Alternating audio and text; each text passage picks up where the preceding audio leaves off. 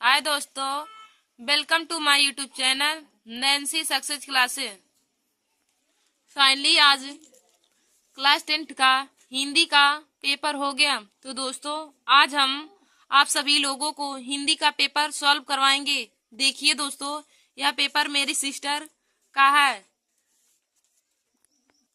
वो अभी अभी पेपर देकर आ रही हैं, तो मैं आप लोगों को यह पेपर सॉल्व कराने जा रही हूँ। तो देखिए दोस्तों, सबसे पहले हम लोग बहुविकल्पी क्वेश्चन को करेंगे जो OMR शीट में भरना होता है। तो देखिए दोस्तों, हमारा पहला क्वेश्चन है, शुक्ल युगीन लेखक हैं। शुक्ल युगीन लेखक हैं यानी कि शुक्ल युग के लेखक कौन है? तो देखिए दोस्तों, इसका राइट आंसर हो जाएगा ऑप्शन नंबर बी यानी कि माखन लाल चतुर्वेदी शुक्ल युगीन लेखक हैं। तो हमारा राइट आंसर हो जाएगा option number B Makhan Lal Chaturvedi. हमारा दूसरा क्वेश्चन है, गुनाहों का देवता रचना की विधा है। गुनाहों का देवता रचना की विधा है। तो दोस्तों इसका राइट आंसर हो जाएगा ऑप्शन नंबर सी उपन्यास विधा।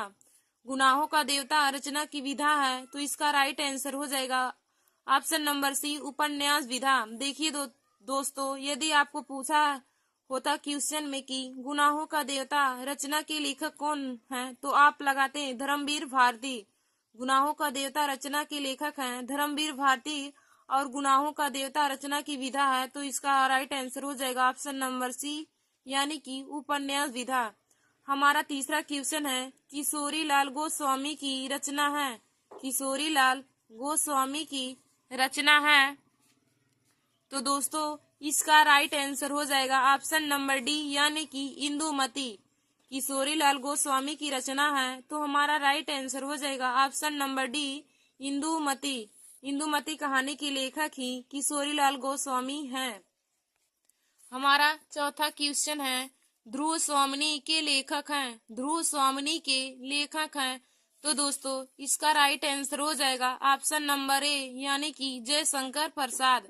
ध्रुव स्वामिनी के लेखक हैं, तो इसका राइट आंसर हो जाएगा option number A Jaishankar Prasad. हमारा पांचवा क्वेश्चन है, संस्कृति और सभ्यता निबंध के रचनाकार हैं। संस्कृति और सभ्यता निबंध के निबंधकार हैं। तो दोस्तों इसका राइट आंसर हो जाएगा ऑप्शन नंबर बी श्याम सुंदर दास। संस्कृति और सभ्यता निबंध की निबंधकार हैं श्याम सुंदर दास, ऑप्शन नंबर बी।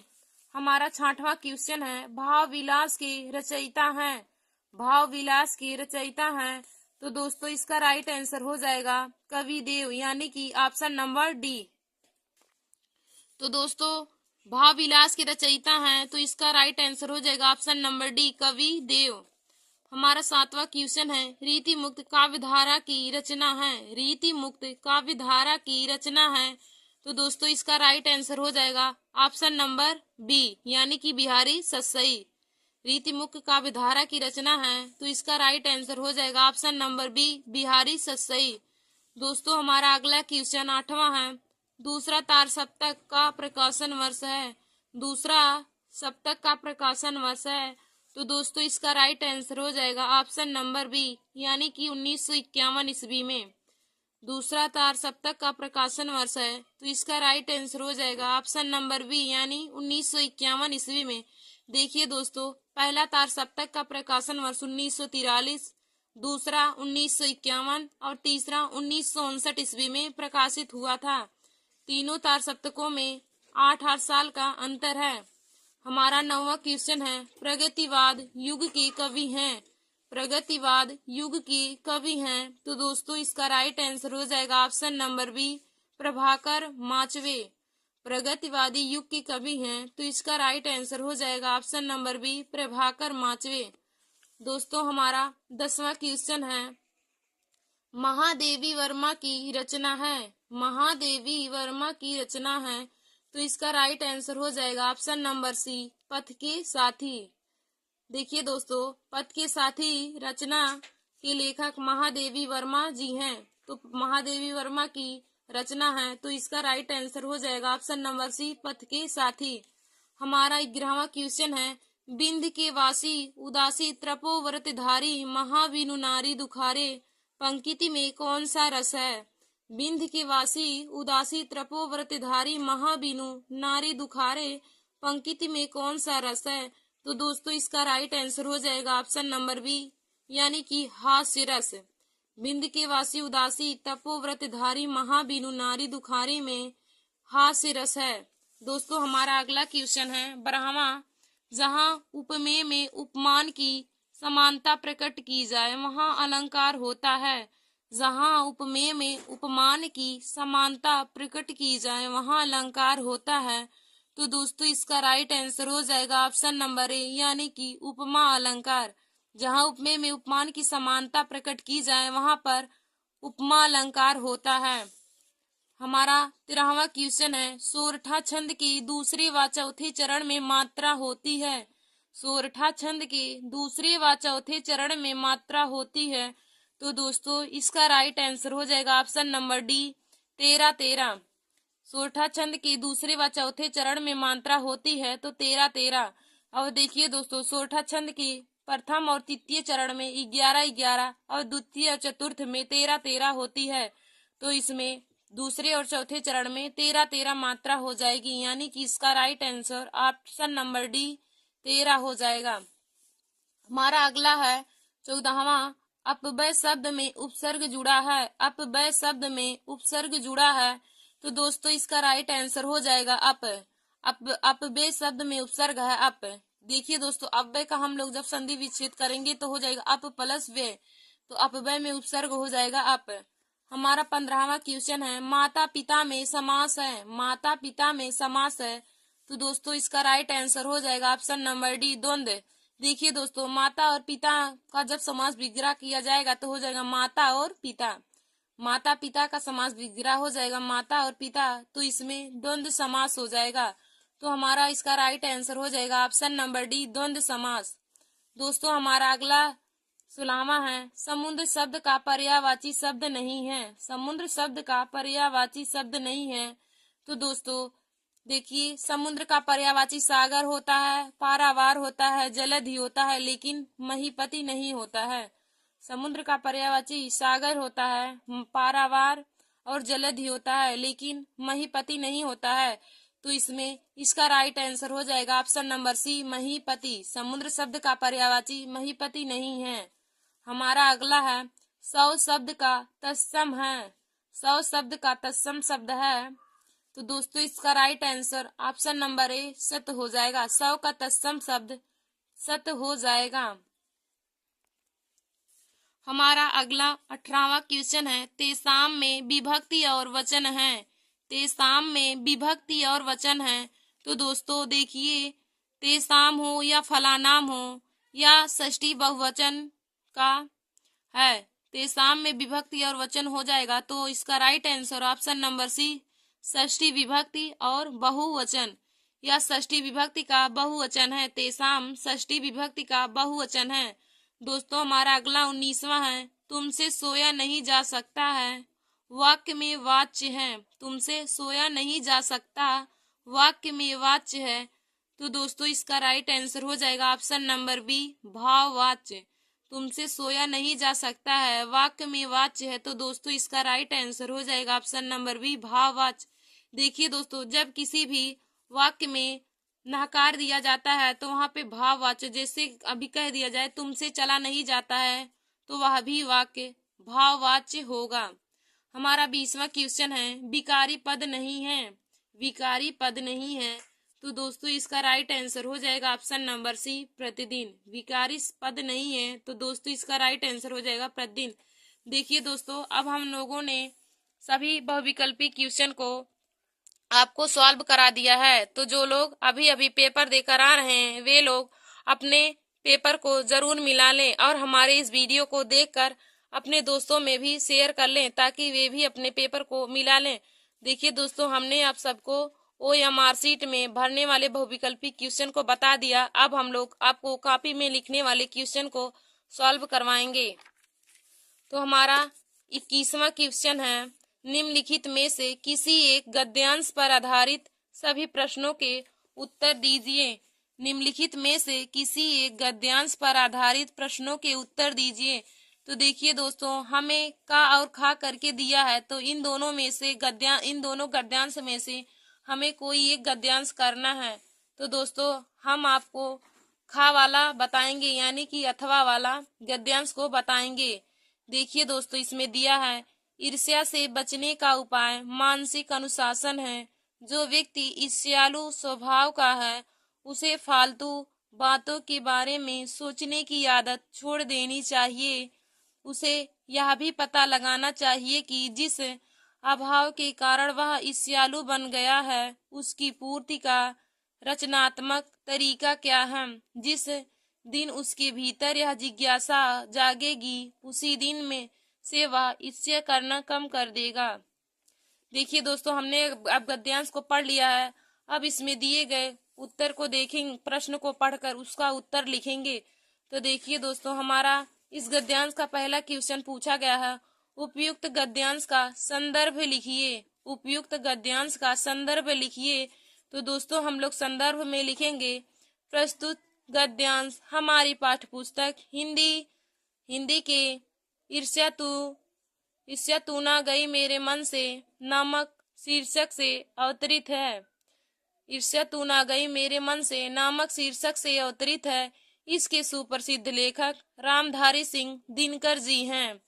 देखिए दोस्तों, हमने आपको इस गद्यांश का संदर्भ लिखना बताया है कि प्रस्तुत गद्यांश हमारी पाठ्य पुस्तक हिंदी के ईर्ष्या तू ना गई मेरे मन से नामक शीर्षक से अवतरित है और इसके सुप्रसिद्ध लेखक रामधारी सिंह दिनकर जी हैं।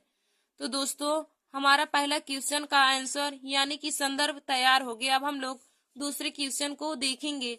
तो हमारा दूसरा क्वेश्चन पूछा है, लेखक ईर्ष्या से बचने के लिए किस आदत को छोड़ने को कहता है। लेखक ईर्ष्या से बचने के लिए किस आदत को छोड़ने को कहता है। तो देखिए दोस्तों, यहाँ पर कहा है, फालतू बातों के बारे में सोचने की आदत छोड़ देनी चाहिए। फालतू बातों के बारे में सोचना की आदत छोड़ देनी चाहिए। तो दोस्तों हमारा दूसरे क्वेश्चन का राइट आंसर हो जाएगा, फालतू बातों के बारे में सोचना छोड़ देनी चाहिए। वही ईर्ष्या से बचने का सबसे आसान आदत है। हमारा तीसरा क्वेश्चन है, गद्यांश के रेखांकित अंश की व्याख्या कीजिए। गद्यांश के रेखांकित अंश की व्याख्या कीजिए। देखिए दोस्तों, इसमें खंड खा में हमें यहाँ पर कोई भी रेखांकित अंश नहीं दिया है, तो हम लोग पूरे पैराग्राफ का रेखांकित अंश की व्याख्या हिंदी में कर देंगे। यहाँ पर सभी लोगों को कॉमन नंबर मिल जाएगा, क्योंकि यहाँ पे रेखांकित अंश नहीं किया गया है। तो आप लोग शुरू से लेकर यहाँ तक लिख दिएंगे, तब भी आप लोगों का सही हो जाएगा और आपको पूरा नंबर मिल जाएगा। अब हम लोग अगले क्वेश्चन को देखेंगे। हमारा अगला क्वेश्चन 22वां है, निम्नलिखित में से किसी एक पद्यांश पर आधारित सभी प्रश्नों के उत्तर दीजिए। निम्नलिखित में से किसी एक पद्यांश पर आधारित सभी प्रश्नों के उत्तर दीजिए। तो दोस्तों इसमें भी हमारा का और खा करके दिया है, तो इसमें हम लोग का वाले को हल करेंगे। तो हमारा का वाला दिया है, अभिगत गति कुछ कहत न आवे, ज्यों गूंगे मीठे फल को रस अंतर्गत ही भावे, परम स्वाद सबहु सुनिरंतर अमित तोष उपजावे, मन बानी को अगम अगोचर सो जानो जो पाव, रूप रेख गुण जाति जुगत बिनु निरालंब कित धावे, सब विध अगम विचारहि ताते सुरगुण सगुन पद गावे। सुर सगुन पद गावे। देखिए दोस्तों, हमने यहाँ के पद्यांश को पढ़ लिया है। अब इसमें हम लोग दिए गए क्वेश्चन को पढ़ेंगे। तो दोस्तों हमारा पहला क्वेश्चन इसमें कहा है, उपयुक्त पद्यांश का संदर्भ लिखिए। उपर्युक्त पद्यांश का दोस्तों हमारा पहला क्वेश्चन इसमें दिया है, उपर्युक्त पद्यांश का संदर्भ लिखिए। तो दोस्तों उपयुक्त पद्यांश का संदर्भ हम लोग ऐसे लिखेंगे, प्रस्तुत पद्यांश हमारी पाठ्य पुस्तक हिंदी पदखंड के पद नामक शीर्षक से अवतरित है। इसके सुप्रसिद्ध कवि सूरदास जी हैं। देखिए दोस्तों, इस पद्यांश का संदर्भ हो जाएगा, प्रस्तुत पद्यांश हमारी पाठ्य पुस्तक हिंदी पदखंड के पद नामक शीर्षक से अवतरित है। इसके सुप्रसिद्ध कवि सूरदास जी हैं। तो दोस्तों हमारा पहला क्वेश्चन का आंसर हो गया। अब हम लोग दूसरे क्वेश्चन को देखेंगे। तो हमारा दूसरा क्वेश्चन कहा है, अगम और अगोचर से क्या तात्पर्य है? अगम और अगोचर से क्या तात्पर्य है? तो दोस्तों देखिए, अगम का अर्थ होता है आगम्य और अगोचर का अर्थ होता है इंद्रियों से परे। तो अगम और अगोचर के अर्थ हो जाएगा आगम और इंद्रियों से परे। तो हमने दूसरे क्वेश्चन को भी सॉल्व कर लिया। अब हम लोग तीसरा क्वेश्चन देखेंगे। तो इसमें कहा है, पद्यांश के रेखांकित अंश की व्याख्या कीजिए। पद्यांश के रेखांकित अंश की व्याख्या कीजिए। देखिए दोस्तों, यहाँ पे जो ये पद्यांश रेखांकित किया गया है, इसकी हम लोग व्याख्या करेंगे। तो हम लोग इसमें लिखेंगे, तो देखेंगे, अभिगत गत कुछ कछु कहत न आवे, ज्यों गूंगे मीठे फल को रस अंतर्गत ही भावे। तो इसमें लिखेंगे, सूर्यदास जी कहते हैं कि भगवान श्री कृष्ण की अभिगत गति के बारे में कुछ नहीं कहा जा सकता है। जिस प्रकार गूंगा व्यक्ति मीठे फल के रस को अपने अंदर ही प्रकट करता है और वह किसी दूसरे व्यक्ति से प्रकट नहीं कर सकता है, उसी प्रकार हम भगवान श्री कृष्ण की अभिगत गति के बारे में कुछ नहीं कह सकते हैं।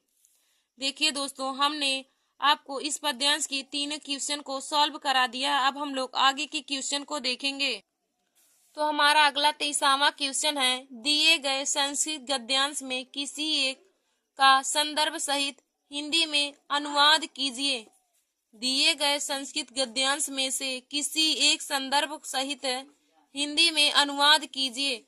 तो देखिए दोस्तों, हमें इस दोनों गद्यांश में से किसी एक गद्यांश का जो संस्कृत में दिया है उसका हिंदी में अनुवाद करना है। तो दोस्तों यहाँ पे हम आप लोगों को खंड खा वाला यानी कि अथवा वाला गद्यांश का हिंदी में अनुवाद करना बताएंगे। तो देखिए दोस्तों, हमें इसमें संदर्भ भी लिखना है।